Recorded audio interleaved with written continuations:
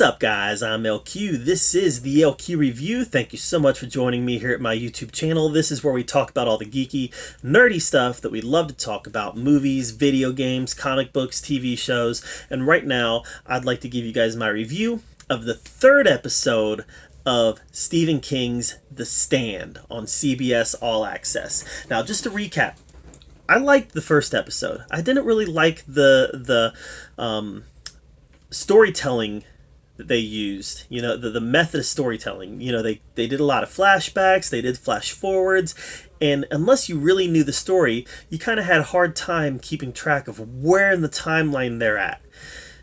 But I still liked the episode because I thought that they caught the spirit of The Stand. The second episode was dreadful to me. I didn't like it at all. They leaned into that flash forward and flashback story motif so much that it just got old. And I felt that we were robbed from the journey.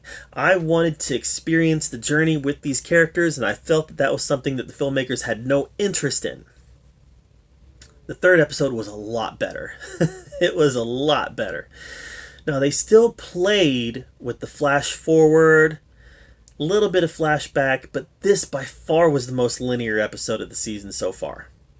By far. I really felt like they were telling us the story in a chronological order for the most part. This one really focused on a couple people. The first one that this focused on was Glenn Bateman and Stu Redman, finding him and kind of developing that relationship with Glenn Bateman. We saw Stu's first meeting with Franny and Harold. Didn't go well because Harold's a wackadoodle. But then we got Glenn Bateman, and Glenn Bateman, played by Greg Kinnear, he's very different from the Glenn Bateman that we got in the 1994 version. But this works also. It definitely works as a ultra-liberal college professor type person. And I thought Greg Kinnear nailed it and did a great job with it. And seeing this friendship form between Stu Redman and Glenn Bateman, it was believable. Two very different types of people, but the friendship was genuine and believable. This episode also tended to focus on Nick Andros, who in the original series was played by Rob Lowe. In this one, they made him Latin American, and I can't remember in the book if he was Latin American or if he was a white guy. I honestly don't remember. It doesn't really matter because I really like this version of Rob Lowe. Oh my gosh. I really like this version of Nick Andros. It gives his character more backstory, and it definitely gives insight as to why he doesn't believe in God. And I loved it before, and I love it now when she says, "That don't matter." When Mother Abigail says, "That don't matter. God believes in you." Just such a strong, powerful moment of character development for Nick Andros. And you saw it in the original version, and you saw it in this version, where being told that God believes in you, that made him stop to think about, wow, maybe I am somebody. And just such a great moment. Seeing the development of Nick Andros and seeing the fact that Randall Flagg knows how important Nick Andros is to Mother Abigail and the lengths that he went to tempt him. That was something we did not get in the original series, and that was great here. I was captivated by that whole scene, Randall Flagg's temptation of Nick Andros. So good. Yeah, this was my favorite episode of the season so far. Again, it was the most linear, where you really got a sense of the journey here. Oh, and guys, I don't remember this from the book. If it's in the book, someone please tell me, because I want to go back and reread it. Nadine Cross, as a kid, getting out the Ouija board, and the Ouija board telling her that Nadine will be my queen, and then her using the Ouija board throughout her whole life to communicate with Flagg. Throughout her whole life, she's been communicating with this guy. Creepy.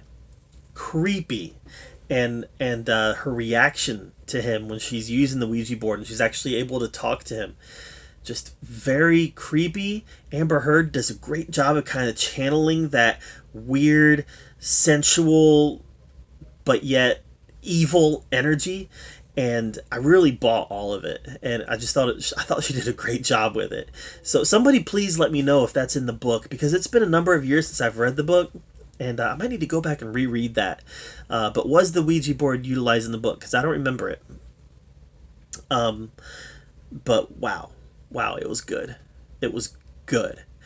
So yeah, this was a good episode.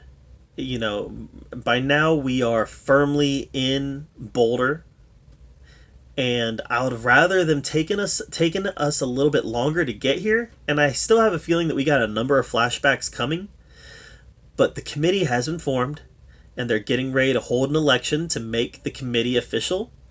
And Glenn Bateman is definitely showing a lot of leadership in that capacity. So yeah. Oh, and I loved Mother Abigail coming out and saying that Nick is her voice. And I love how she kind of chastised Glenn. You know, I love you, but listen. Good moment. Whoopi Goldberg, she doesn't embody Mother Abigail quite like the actress in who was it? I want to say it was Eartha Kitt, but that's not right. Let me look it up real fast.